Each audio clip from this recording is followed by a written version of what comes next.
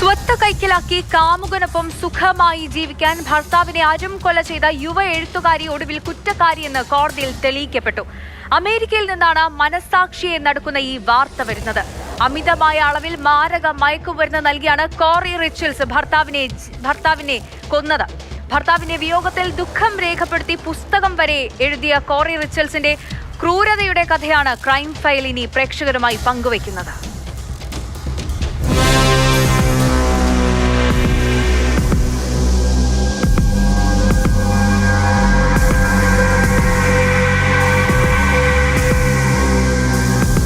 The homicide was committed for pecuniary gain, and the homicide was committed by means of the administration of any substance administered in a lethal amount, dosage, or quantity.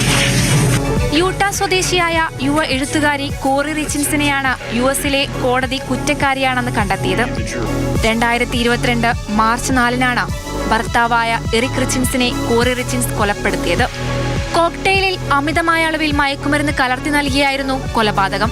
13 ദിവസത്തോളം നീണ്ടുനിന്ന വിചാരണയ്ക്കൊടുവിലാണ് കേസിൽ പ്രതി കുറ്റക്കാരിയാണെന്ന് കോടതി വിധിച്ചത്.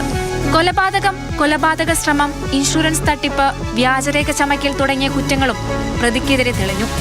മയക്കുമരുന്ന് നൽകിയ വിതരണക്കാരൻ ഉൾപ്പെടെ 40ഓളം സാക്ഷികളെയും കേസിൽ വിസ്തരിച്ചിരുന്നു. ഭർത്താവിന്റെ പേരിലുള്ള $4 മില്യൺ വില വരുന്ന എസ്റ്റേറ്റ് കൈക്കലാക്കാനും രഹസ്യബന്ധമുണ്ടായിരുന്ന കാമുകനൊപ്പം ജീവിക്കാനുമാണ് കോറി റിച്ചിൻസ് ഭർത്താവിനെ കൊലപ്പെടുത്തിയതെന്നാണ് പ്രോസിക്യൂഷന്റെ കണ്ടെത്തൽ. സംഭവ സമയത്ത് റിച്ചിൻസിന് ലക്ഷങ്ങളുടെ കടബാധ്യതയുണ്ടായിരുന്നു. ഇത് തീർക്കാനായാണ് ഭർത്താവിനെ കൊലപ്പെടുത്തി സ്വത്ത് കൈക്കലാക്കാനും ഭർത്താവിന്റെ പേരിലെടുത്ത ഇൻഷുറൻസ് തുക സ്വന്തമാക്കാനും പ്രതി ലക്ഷ്യമിട്ടത്. കോക്ടെയിലിൽ മയക്കുമരുന്ന് കലർത്തി കൊലപ്പെടുത്തുന്നതിനു മുമ്പ് സാൻഡ്വിച്ചിൽ വിഷം കലർത്തി കൊലപ്പെടുത്താൻ ശ്രമിച്ചതായും പ്രോസിക്യൂഷൻ പറഞ്ഞു. 2022 മാർച്ചിലാണ് ഭർത്താവ് എറിക് റിച്ചിൻസിനെ കോറി റിച്ചിൻസ് കൊലപ്പെടുത്തിയത്. അമിതമായ അളവിൽ മയക്കുമരുന്ന് നൽകിയാണ് യുവതി ഭർത്താവിന്റെ ജീവനെടുത്തത്. തുടർന്ന് സ്വാഭാവിക മരണമായി ചിത്രീകരിക്കുകയും ചെയ്തു. ഭർത്താവിന് വോഡ്ക നൽകിയ ശേഷം താൻ ഉറങ്ങാൻ പോയെന്നും പിന്നീട് തിരികെ വന്നപ്പോൾ ഭർത്താവിന് അനക്കമില്ലെന്നുമായിരുന്നു കോറി റിച്ചിൻസ് ആദ്യം പോലീസിനോട് പറഞ്ഞിരുന്നത്. ഭർത്താവിന്റെ മരണശേഷം കോറി റിച്ചിൻസ് കുട്ടികൾക്കായി ഒരു പുസ്തകവും രചിച്ചു. ഭർത്താവിന്റെ വിയോഗത്തിലുള്ള ദുഃഖം പ്രകടമാക്കുന്നതായിരുന്നു പുസ്തകത്തിന്റെ ഉള്ളടക്കം. ഉറ്റവരെ നഷ്ടപ്പെട്ടാൽ അതിനെ തരണം ചെയ്യാൻ കുട്ടികളെ പ്രാപ്തരാക്കാൻ വേണ്ടിയാണ് പുസ്തകം രചിച്ചതെന്നും ഇത് തന്റെ ജീവിതത്തിലെ അനുഭവമാണെന്നും കോറി റിച്ചിൻസ് പറഞ്ഞിരുന്നു. ആർ യു വിത്ത് മീ എന്ന പേരിലിറക്കിയ പുസ്തകം ഭർത്താവിന് വേണ്ടിയാണ് കോറി സമർപ്പിച്ചിരുന്നത്. എറിക് റിച്ചിൻസ് മികച്ചൊരച്ഛനായിരുന്നുവെന്നും പുസ്തകത്തിൽ ഇവർ എഴുതിയിരുന്നു.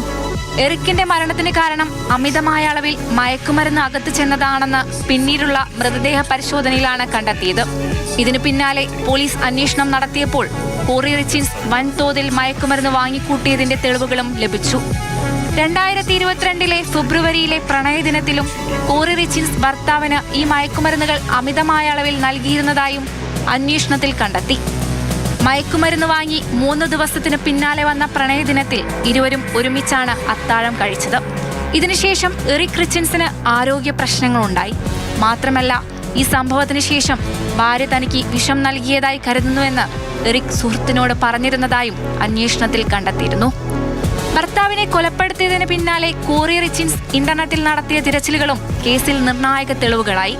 അമേരിക്കയിൽ ധനികർക്കായുള്ള ആഡംബര ജയിലുകൾ, ലൈഫ് ഇൻഷുറൻസ് പോളിസികളുടെ ക്ലെയിം ലഭിക്കാൻ എത്ര കാലമെടുക്കും, നുണപരിശോധനയ്ക്ക് പോലീസിന് നിർബന്ധിക്കാനാകുമോ തുടങ്ങിയ കാര്യങ്ങളാണ് കോറി റിച്ചിൻസ് ഇന്റർനെറ്റിൽ തിരഞ്ഞത്.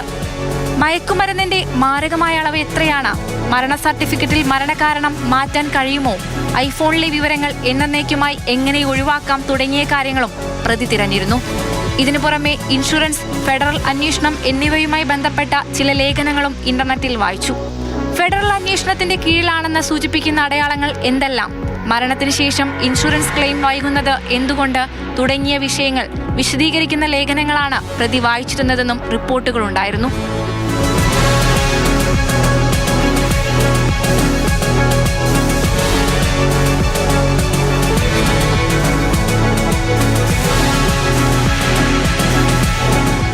Crime desk, Mathrubhumi news.